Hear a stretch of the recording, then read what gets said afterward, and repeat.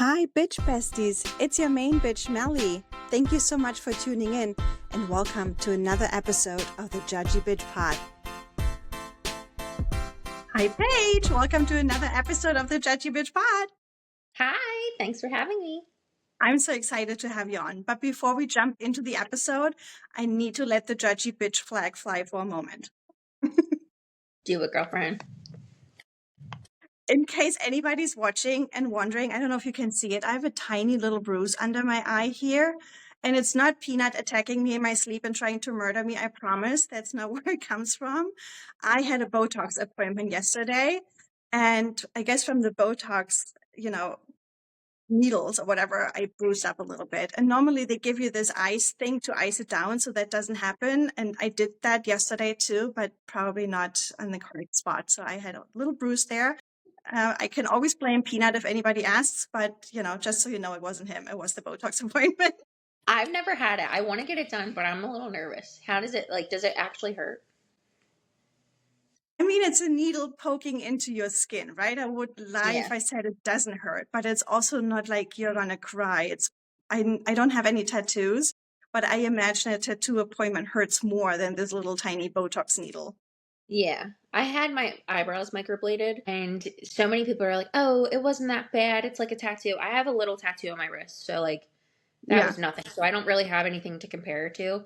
When yeah. I tell you, microblading, especially the second appointment, like the touch up, it hurt so bad, even with numbing cream for hours on. It was brutal. So I'm scared to do anything now. Yeah, I hear you.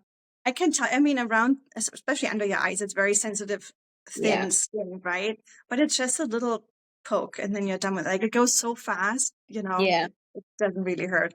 Honestly, sometimes, especially when they do right under the eye, they ask me to look up, and the lights are so bright they have in there that it's more uncomfortable looking up than the actual poking Yeah. of the needles. Well, I don't like that feeling. Yeah, I know exactly what you're talking. I don't like that. Ugh. Yeah, I don't know. I don't.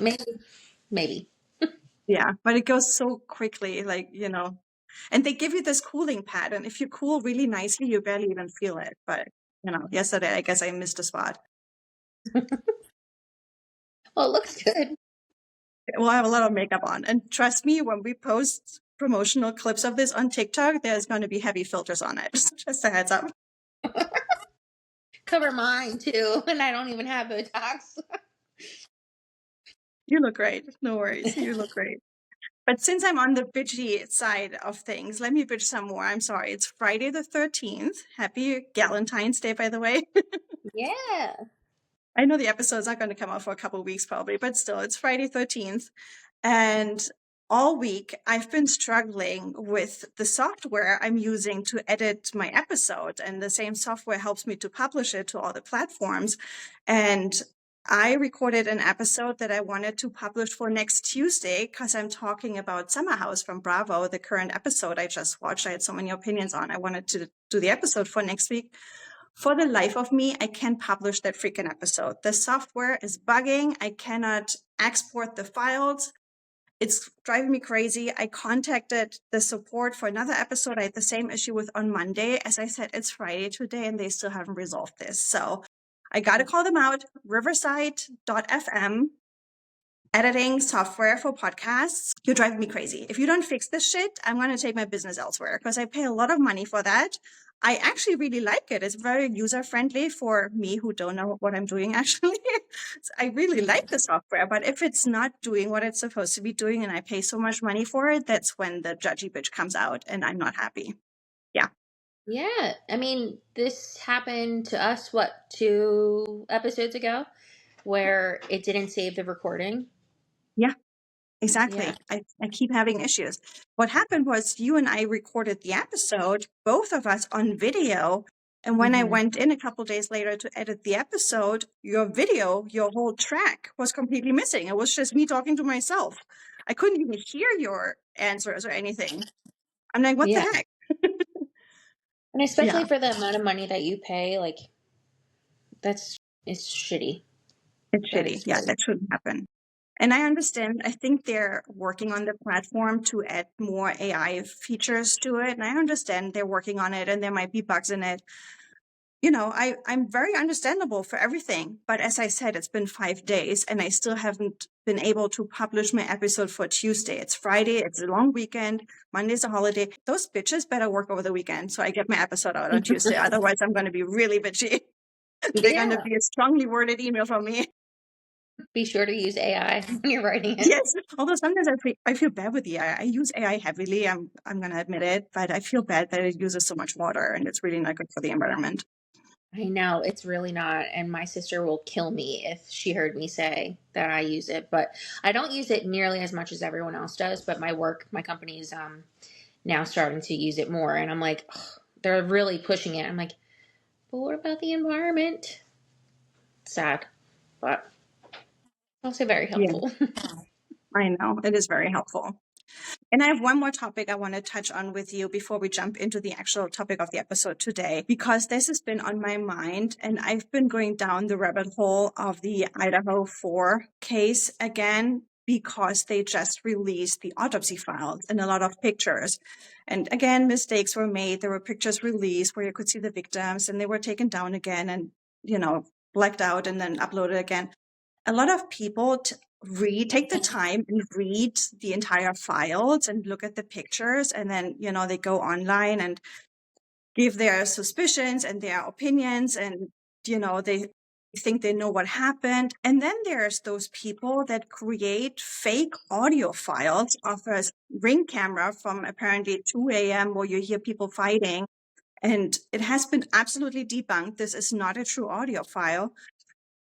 And I did a TikTok on that, and I asked my bitch besties, should those files ever even been released to the public? I mean, the case is closed. He pleaded guilty. He is in prison without the possibility of parole. The victims' families just have to relive everything. And now the internet is going wild again with their suspicions. What's your opinion on that? I'm really interested.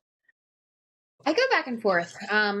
Just because I am a true a crime junkie, I love to listen to podcasts and watch documentaries, and every like big case. I mean, myself included, but like everyone is so involved and so interested, and because it was so heavily advertised in the news for so long, I think we're all invested. Like, not just the people who listen to true crime podcasts.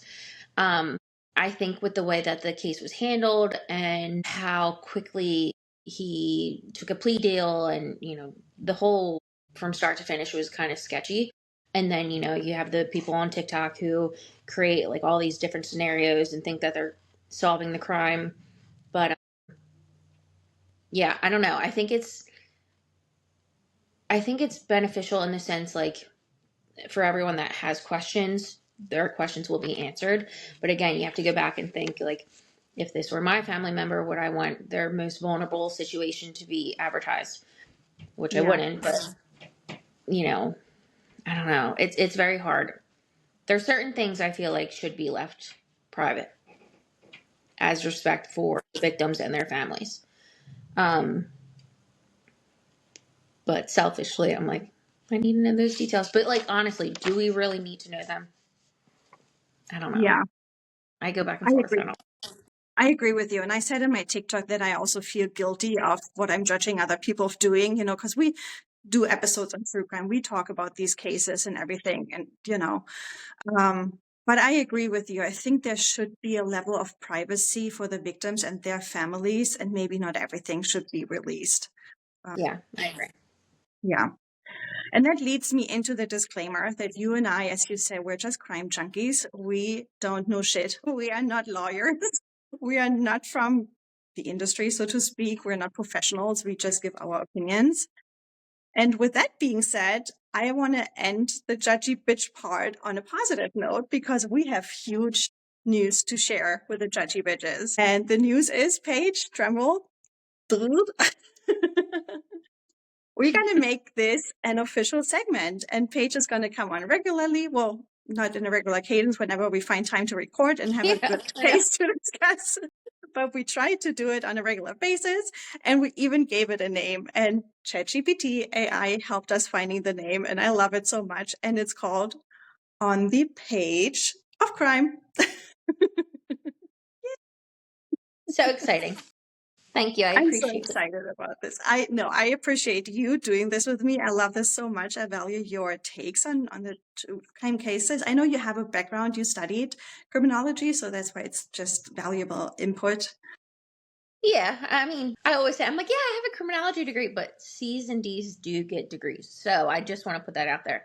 As much as I love true crime, I wasn't a good student, but I do have a degree in it. And I love it. I love it so much. And I appreciate you for letting me be a part of this. Love So, it. And I just want to say, don't make yourself too small. I mean, grades and writing exams and all that, taking exams don't necessarily reflect your actual knowledge and your exactly. analytical thinking and all this. You know, it's still, we can debate about this one other episode probably, but it's very much school grades don't necessarily reflect your knowledge.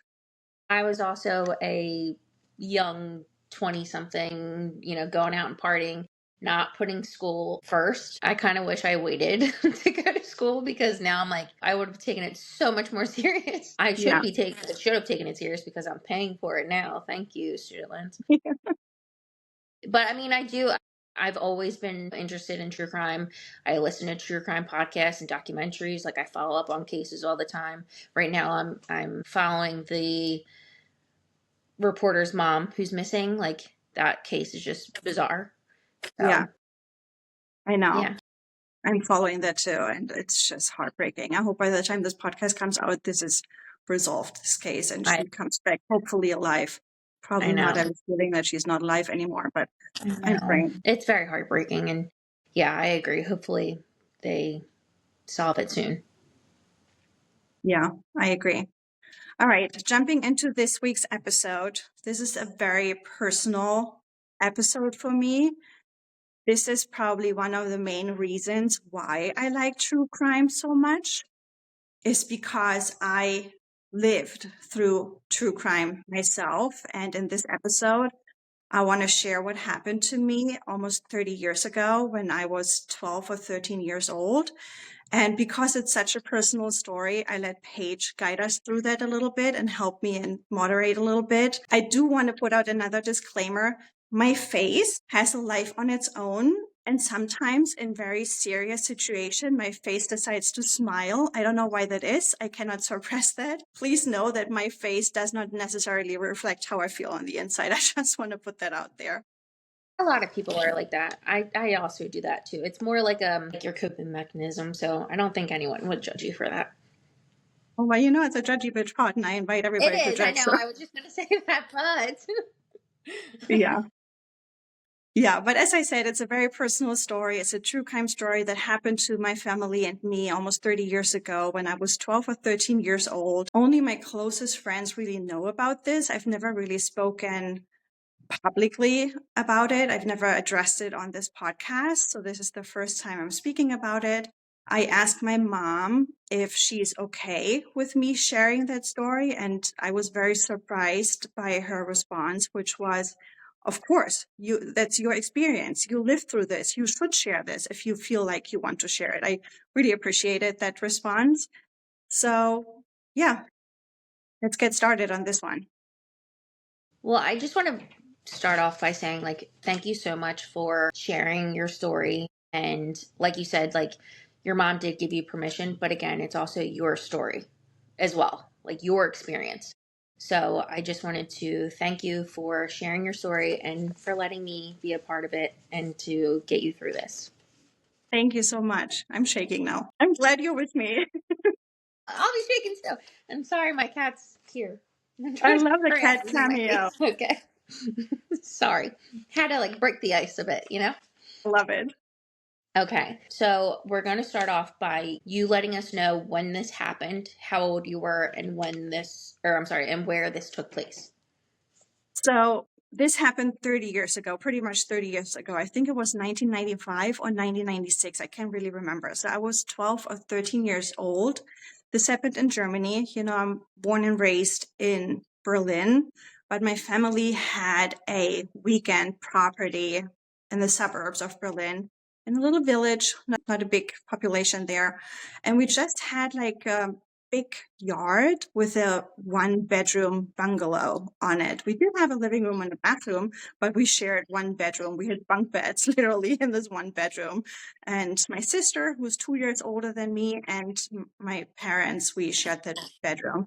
So almost every weekend in the spring to fall season, not in the winter time, and in our summer vacations, we would spend a lot of time out there. My parents built us a pool. We had a big pool there, a big yard. And so my sister and I were able to grow up not only in the city, but also like in the suburbs where we could run freely and, drive bikes through the fields and, live a different lifestyle than just the city life. So this is where that happens in that suburban and our property and our tiny bungalow we had out there when I was 12 or 13 years old.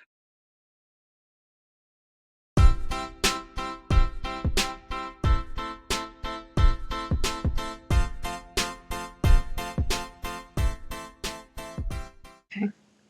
Can you tell us what happened? Yeah. So what happened was, as I mentioned, this happened in 95 or 96. The Berlin Wall came down in 89, early 90s. And my dad, as I mentioned in a different episode, I did a solo episode. My dad was struggling to find a job after his law degree wasn't recognized in the west side of Germany. So he went to trading school for plumbing and heating. And that's where he met his coworker that he referred to as Pavel, because he was a tall, strong man. Somehow that reminded him of a character from a movie from his childhood or something. So he referred to him as Pavel, although his name wasn't Pavel. And so one morning, I think it was this summer vacation, we were staying out there during the week in our bungalow. And it was shortly after 6 a.m. and we were sleeping. My dad had to go to his trading school thing, so he left early. And a few minutes after he left, there was a knock on the door. And mind you, in Germany, it's very common to have fences and everything is locked. So usually people don't walk up to the door. So that's already weird that he came all the way up. Like, how did he get there? Did he jump the fence? Yeah. But there was a knock at the door shortly after 6 a.m. in the morning. And my mom was in her nightgown and she always wears those maxi t-shirts. So she opened the door just by a little bit and kind of recognized that it's my dad's coworker. So she was like, "What's up? What's going on?" And he said, "Well, I was at a bachelor party here in the neighborhood, and your husband said he was going to take me to school. Where is he?" And my mom was like, "Well, he just left. You missed him. He left." And then he started asking questions like, "Can you call him? Where's the next phone?" And mind you, it was the 90s, so we didn't have a cell phone. We didn't have a Yeah. landline on our weekend property. Um, so he asked where the next, public phone is. In the 90s, we still had public phones. And, asked all those questions. And my mom said, "No, sorry, it's like 10 minutes down the road is the next public phone." So as she was about to close the door, because she couldn't help him, my dad left, there was no way to reach him, he ripped open the door. And from my mom's recollection, she said later that immediately she saw the knife and they struggled and fought. And like she went on the ground and he was on top of her with the knife in his hand. And so my mom luckily screamed for her life in that moment. My sister and I, we were in the bedroom sleeping. Like we didn't even hear the knock on the door. We were fast asleep. And once we hear my mom screaming like that, and mind you, that's not a scream of like, I see a spider. That's a scream for your life. It's a different scream, Right. right? And this is something we can also relate to the Idaho case because my sister, 2 years older than me, she must have been 14 or 15. She jumped out of bed immediately.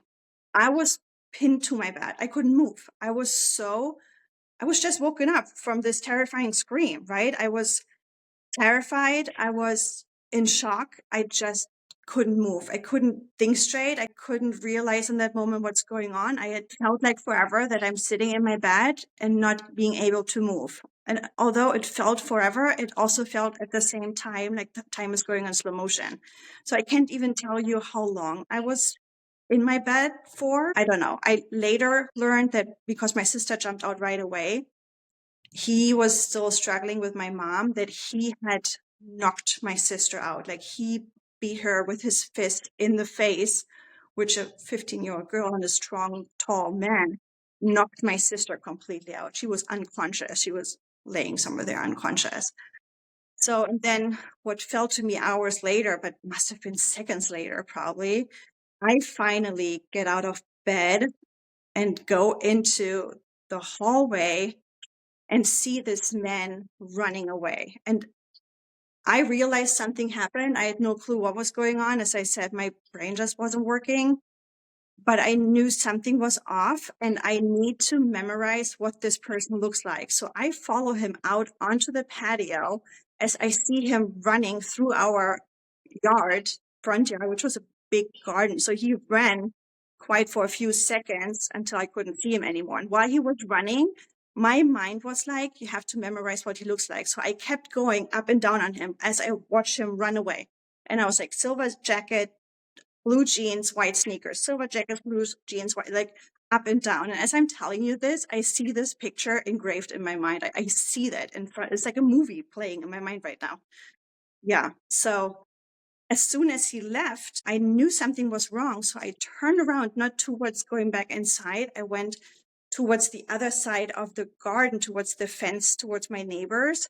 Because luckily I knew, although it was during the week and those were weekend properties, right? But I knew my neighbors were also off from work and spent their vacation also on their bungalow.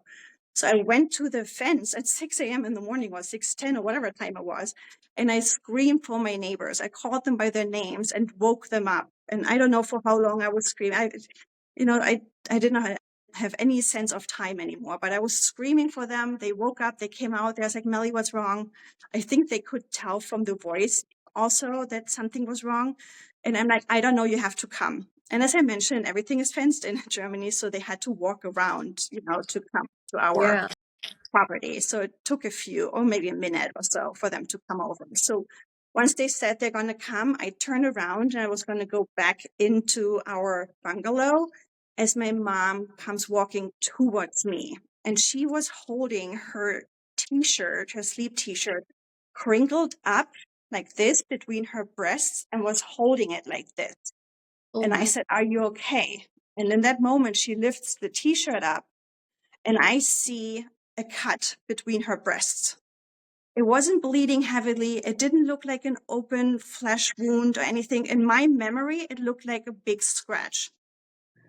And I'm like, okay, it's 6 a.m. in the morning. I don't know what just happened. I can't see blood. Pull your t-shirt down, for God's sake, go sit on the patio. So I sat her on the patio, put her feet up, put a blanket on her.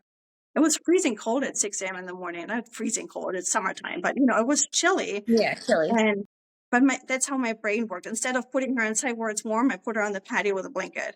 I think my sister was still unconscious at that time. I don't remember where she was. I don't remember seeing her. I have no idea. No idea. So then from here on out, it gets a little blurry in my memory. The next thing I remember is that my neighbors came over. It was a couple. He took my mom. I think he carried my mom into his car and took her straight to the hospital. Because as I said, the next public phone would have been 10 minutes away. So he took her straight to the hospital. And she, the neighbor's wife, took my sister. So she must have been okay then at that time. I don't know. It's all a little blurry. But she took my sister on bicycles to that public phone to call the police and to call Oh wow. 911. And in my memory, I don't think anybody realized that they left me by myself on the property. And what if he had come back or something? I don't know. It's very Wow. blurry in my memory. I'm sorry that I don't have better information for this part, but that's what I remember. And then from the next thing I remember was that my neighbors took my sister and me into their bungalow. And there we were waiting for the police to come. And as I said, this happened after 6 a.m. in the morning. It took them until like 9 o'clock in my memory for them to get my dad back to us. because, there was no cell phones. He Oh, had to go to school first for them to reach him there. He had to drive all the way back. So it was 9 a.m. And the next thing I remember is my dad being really pissed. I remember my sister and I were sitting on the couch next to each other. My dad comes, the police is there asking all those questions, and my dad was just reluctant to answer any question. He was like so pissed. I think he wanted to go out, find the guy, and murder him himself. yeah. I can imagine. Yeah. And then the next thing I remember is that and that's the part where I might cry, he took my sister and me to the hospital to see my mom, who went immediately through emergency surgery. I think the doctors wanted to make sure that her heart and her lung aren't punctured, and they needed to clean up the wound and make sure, everything is stitched up on the inside. So by the time we finally got to the hospital, she was just waking up out of anesthesia. So she was just in recovery and walking. That's another thing that I still see like a video in my head, walking in that hospital room and she turning towards the door and looking so tiny and, vulnerable, and looking at my dad, and she goes like, why did he do that? And that was the moment where I broke down, where I lost it. And I turned around. I couldn't go into the hospital room. I turned around. I broke down in the hallway of the hospital, and a nurse came and took me in. And see, that's the part where I'm tearing up, and I lost it. I think that's the moment where all those adrenaline fell off of me and I realized what was going on. Until that point, I think I was living through a movie. I was just functioning, and then there was the second where this all fell off and I was back in reality. Yeah. Yeah, that was definitely like your fight or flight, Yeah. finally subsiding. And Yeah. yeah, wow, that's so sad. I mean, I'm glad your mom is okay. Thank you. So, Yeah. how was her recovery going forward? So after this happened, I think my dad took my sister and me to our, family. I think he took us to my mom's sister, my aunt, and we stayed there at least for a week, if I remember correctly. I don't have much memory of that time, so it's all like little bits and pieces. So I know we stayed there and we followed the case via the media. There was a lot of media going on in Germany about this case. We as kids, the adults didn't tell us much, right? They told me my mom is doing okay, she's fine.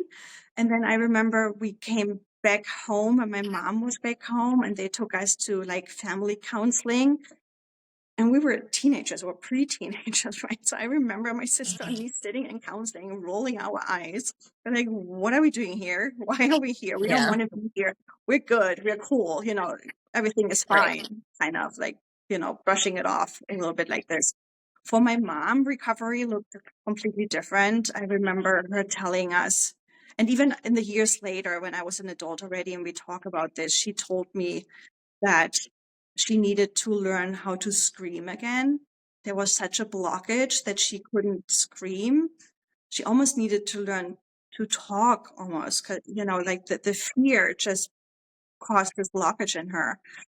And she needed to learn to stay home alone again. That was a big thing. I can't tell you how long she was in therapy for because I don't remember the details of that. I can tell you that we sold that weekend property. I was never back there. I know my parents went back there, and I know my mom wanted to go back there and see it, although there was blood on the carpet in the hallway and all that. But my mom wanted to see it. She wanted to, finish it and take her things out before getting it ready for sale. So my parents went back there to get it sold and everything.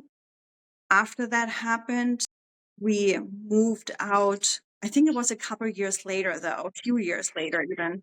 We moved out of the Berlin apartment that we lived in my entire life. My parents literally moved in there when my mom was pregnant with me. So my entire life we lived in that apartment. And my parents moved away because he has been in the apartment. So he knew where we lived. So it was important to my parents to move away. But that just didn't happen overnight. That took years to get to that point. But Right. that's everything I remember from the time after in terms of recovery. Yeah. So you said that you guys were following the case and that the new it was all over the news. Was this just in regards to your mom's case, or was there any other cases? Like There were other how did cases. they, sorry to cut you off, but also like how was he also caught, like in like the aftermath? Like how did this lead to him being caught? Yeah. So I can tell you my version and then I can read you what I found online for that. As I said, this is 30 years ago, right? Right. The adults may not have shared everything with me back then. I may not remember everything correctly.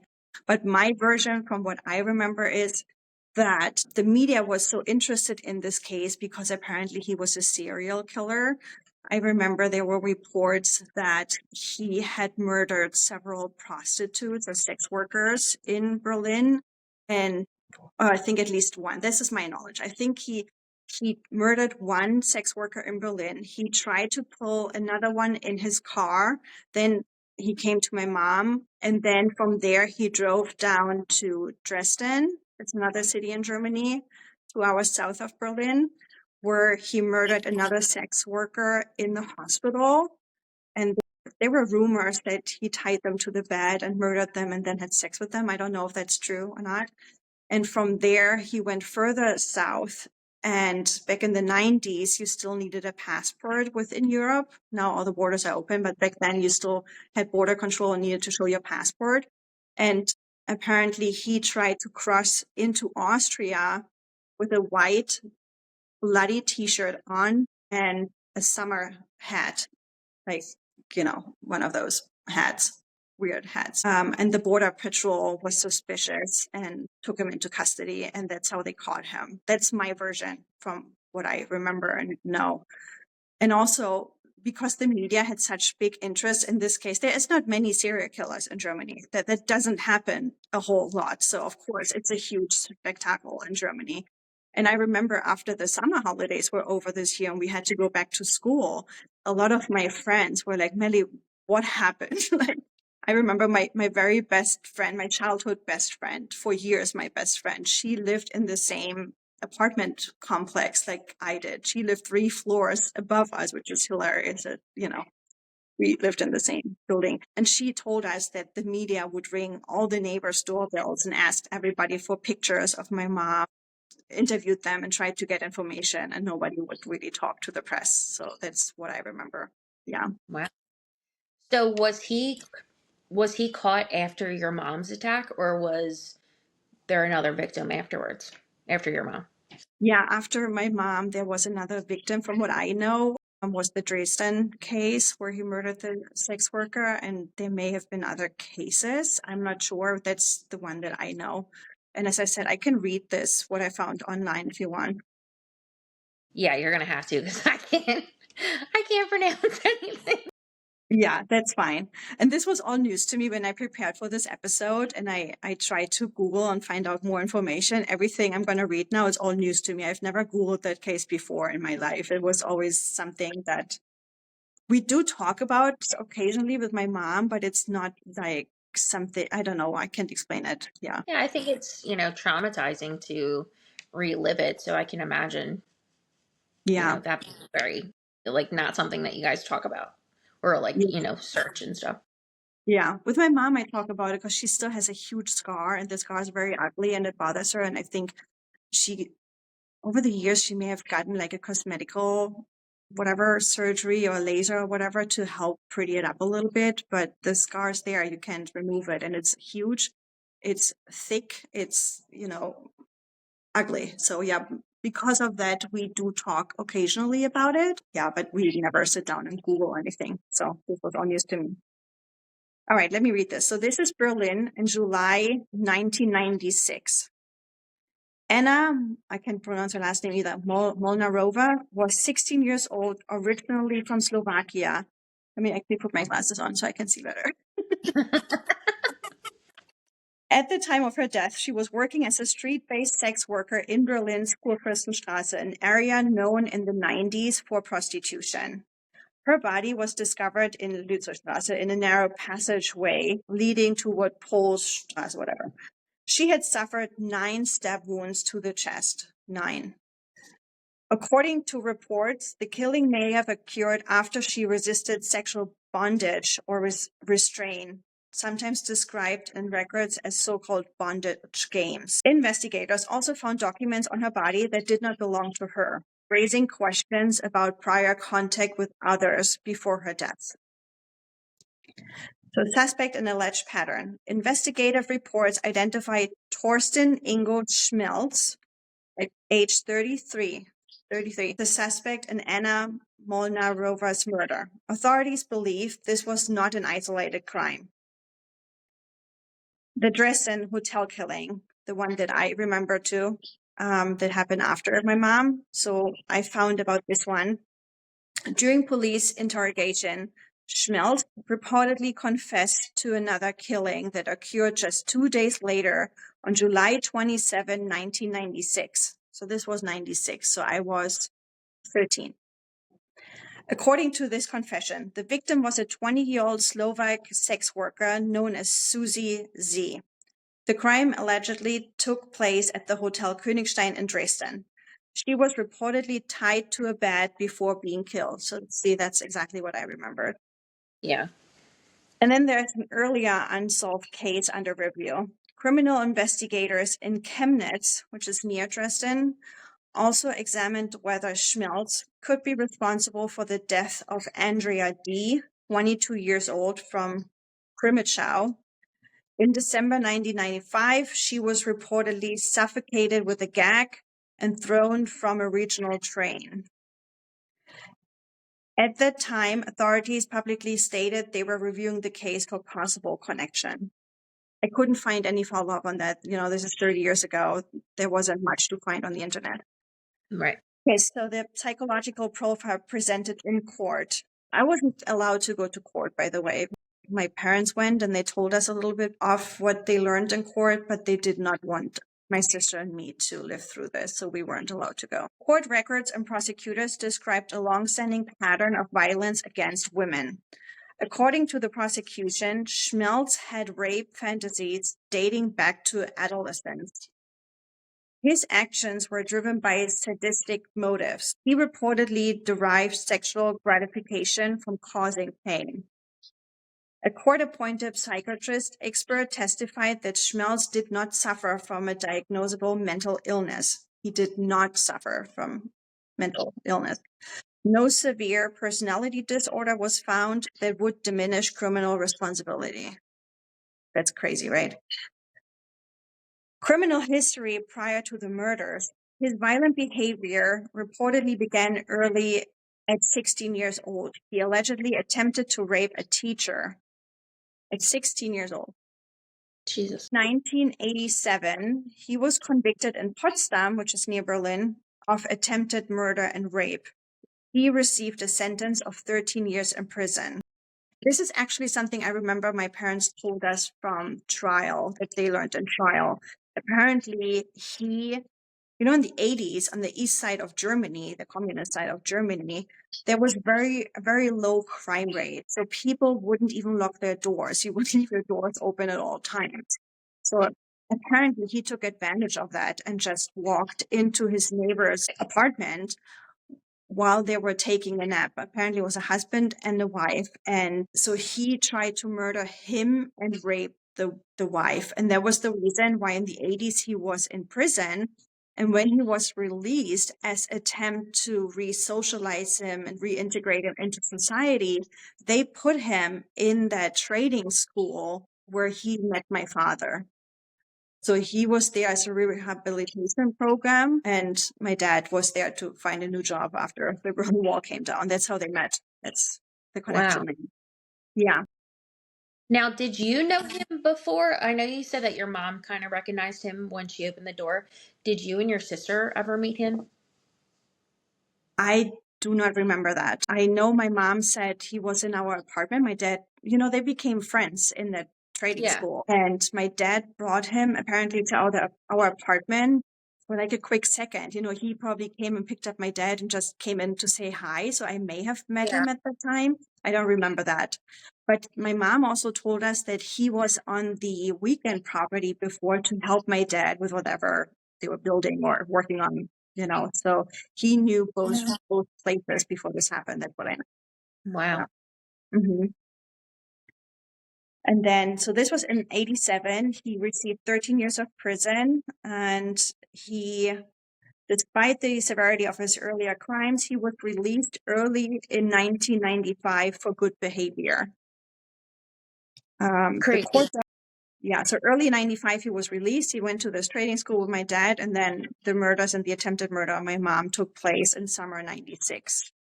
And the court documents later noted he had almost no social contacts, no stable relationships with women. He lived in near total isolation. And then, do you want me to talk to the sentencing and court assessment too, real quick? Sure. Okay, this is what I found. In the later proceedings, the court determined the case involved particular severity of guilt. The designation meant early parole would be extremely unlikely. And, the system in Germany is very different from the system in the United States. There is no death penalty. There is normally, as far as I know, and I might be wrong, but I don't think there is such a thing as life without parole. I think that's very, very difficult to receive. Yeah, so that's why they say early parole would be extremely unlikely. Prosecutors stated that the defendant, a father of two, which I have questions about, but I can't answer because it said he doesn't have any social contacts and he hated women. So how did he have two kids? I don't know. But the defendant said the prosecutors stated the defendant would likely never live in freedom again, and that's truly what I'm hoping for. Yeah. So, with your research for the case and, you now looking up your case, was there any like recent updates or anything like that? Like, do you have any information as to like, is he ever going to be released? I know you said that he'll most likely never be released, but, you know, now that time has passed 30 years later, is there any updates? Yeah. So everything I just read, I think, was from newspapers published in the 90s after this took place. I could not find any to-date updates on the case. I asked ChatGPT about it, where I can find out if he is even still in prison. I would like to know that. I wonder that sometimes. From time to time, I wonder about that too. I could not find anything. ChatGPT could not point me anywhere. There is apparently like a victim organization or something that you could reach out to in Germany and ask them to review the case and stuff, but I did not go through that process, to be honest. How is your family doing now that, 30 years later, I still can't imagine, the trauma and fear that you all must have. Yeah. I wonder sometimes how my mom is truly doing, because, I don't ask her on a daily basis how she's doing. She can be home alone now, and my dad sometimes goes on like weekend fishing trips, and she has to stay home alone overnight. And she just recently mentioned to me that she never sleeps when he's not there overnight, which is understandable, right? I think also sometimes when you're so used to having somebody in the house and then all of a sudden that person is gone overnight, that I probably wouldn't sleep either, no matter Right. whether this happened or not, right? I don't know. Unfortunately, my parents' house was robbed a couple years ago while they were out grocery shopping, and they came back and it was completely robbed and destroyed. And, the robbers went through the underwear drawer and all the personal things, and that ripped the wound open for my mom. I remember that took her a few weeks to get over that invasion of privacy.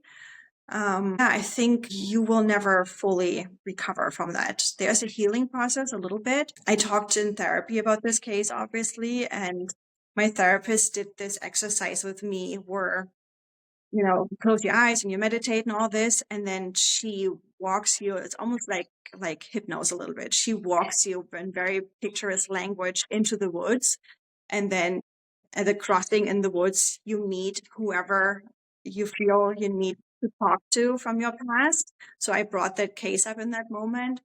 She said, "What would you like to say?" And that's when you have beef with somebody, you could then in that moment apologize or say, I forgive you, I move on, and blah, blah, blah.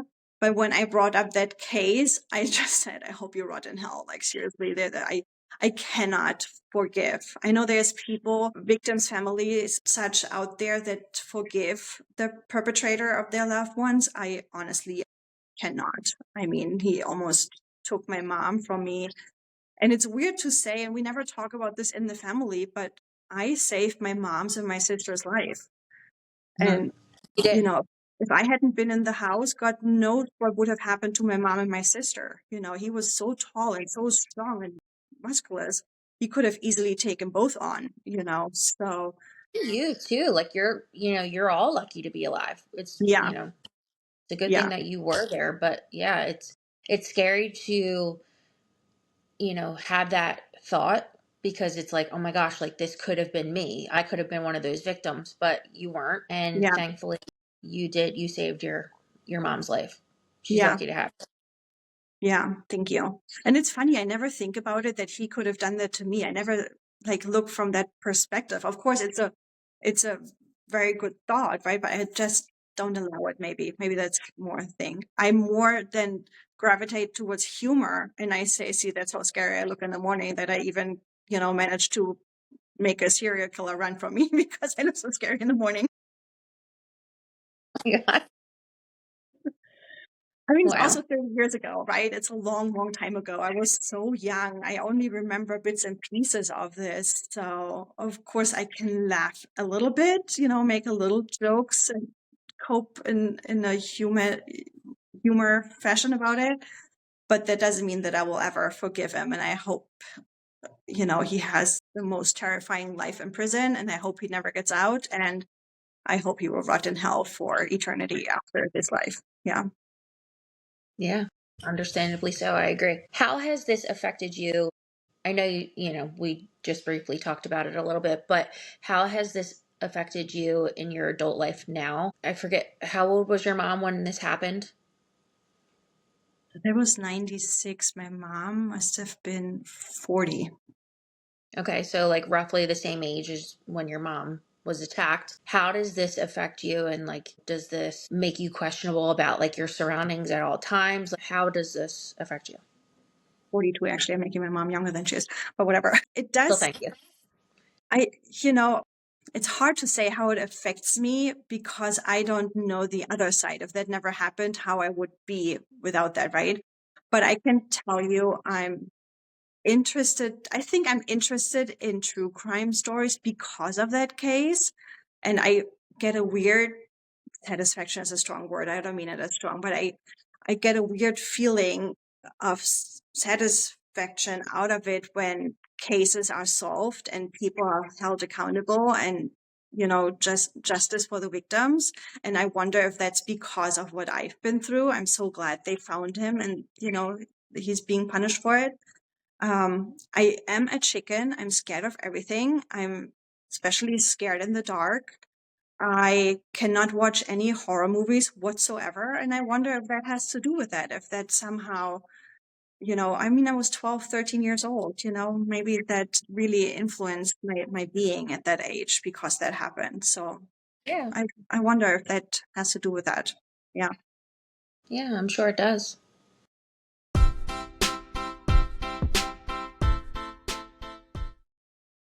Did you know about the cases before the attack of your mom? No, I don't remember that. And I think, I'm not even sure if it was big in the media at that time because I believe there was only this one murder case beforehand, and all the others were just suspicions that they may have tried to connect the dots after it happened to my mom. So I'm not even sure if this one murder case was in the media at that time. At least I don't remember that. I don't think we've heard about that. You said that the his cases weren't really well known. So I guess is that because you were too young to understand or like know what was going on, or were they like truly like not really like newsworthy at that point? That I don't know. They became very newsworthy after that happened to my mom and after the Dresden murder, the hotel murder happened. And there were a couple days. So I think it happened in Berlin. The next day it happened to my mom. And I believe the very next day or 2 days later, it happened in the hotel. And from there was a few days, but I was going to say from a memory, it was less than a week that they caught him at the Austrian border. And I believe the media started reporting after the hotel thing happened. So a day or 2 days after it happened to my mom, that's when I remember hearing it from the news. And then, of course, it picked up again a few days later when they caught him at the border, from my memory. How was everyone's reaction, like the public's reaction? Were they like afraid to like go out? Like, was it, publicized, like, be careful of your surroundings situation? Sure, it was, because, it's so unusual in Germany to have a case like this or even a serial killer case. I could imagine that people, definitely take note of this case, and some may have felt a little fear about it, especially women. I cannot really tell you 100% because we were so involved in it, and I was at my aunt's house at the time, and the adults didn't share much with us. And then, as I said, when I came back to school, my friends in school, we were all 12 and 13, right? They told us Yeah. that the media was knocking on everybody's door. But I don't remember asking them if they felt any certain type of way. I just remember them being so concerned for me. And maybe I was so in my healing process that I didn't even have the ability to think of other people than my family. I don't really know. Yeah. No, that makes sense. Yeah. So, yeah. Paige, I want to thank you to guide us through this. This was not easy to talk about, and only my really close friends know about this case because whenever I talk about it, I feel like it's on my mind for the next couple of days, and even at night I might like relive it a little bit. So I like to just push it in the back of my mind and not really think about it. But I want to thank you to walk me through and giving me the space and allowing me to talk through it. And yeah, thank you. I want to thank you for sharing your story and letting me be the one to ask you these questions and help you share your story. I appreciate it, and I'm, honored that you chose me. Thank you for sharing, and I'm very sorry this happened to you and your family, and I'm so glad that you guys are okay. I'm glad, hopefully he spends the rest of his life in prison and, like you said, rots in hell. Yeah, thank you so much. I really appreciate that. And Bitch Besties, I want to invite you, if you feel you want to share your personal story with me, or you would like to come on the podcast and share your story, please, please, please reach out. I'm always open to having new guests. Paige and I would like to interview you if you have a story that you would like to share. Also want to invite you to give us feedback if you happen to know anything about the case. I have listeners from Germany. Maybe you remember that time. Just let us know what you think. Reach out to us. We love to hear from you. I'm very excited about this new segment on the Page of Crime. Me too. So I want to end on a positive note a little bit. This is something to look forward to. Paige is going to be back soon. We're going to discuss another true crime case. Paige, I want to Yes. thank you one more time for coming on, for doing this with me, and love you. See you next week. Hopefully the software will work and we are able to publish this. Fingers crossed. Fingers crossed. And thank you for watching and listening. Bye, Bitch Besties. Bye. Thanks, Bitch Besties, for listening. Make sure to follow us on Instagram at the Judgy Bitch Pod. And hey, spread the word. Tell your friends, your ex, your dog walker. We'd love their support. Want to be part of the show? DM us your feedback. And don't forget to follow, rate, and review the pod. See you next week. Cheers, bitches.